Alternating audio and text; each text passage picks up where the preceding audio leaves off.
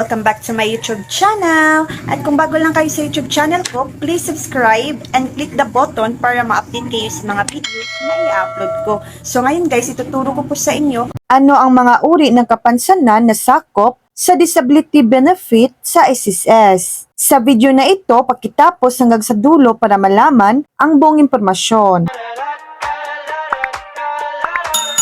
Una, permanent total disability, hindi ka na makakapagtrabaho sa anumang uri ng hanap buhay habang buhay. Halimbawa, pagkabulag sa parehong mata, pagkawala ng dalawang paa o kamay, paralysis ng dalawang bahagi ng katawan, sakit sa utak na nagdulot ng kawalan ng malay o pagkabalo. Pangalawa, permanent partial disability, may nawala o nasira na bahagi ng katawan pero makakapagtrabaho pa rin sa ibang paraan. Halimbawa, pagkawala ng isang daliri, kamay, o paningin sa isang mata. So yan lang po ang latest update.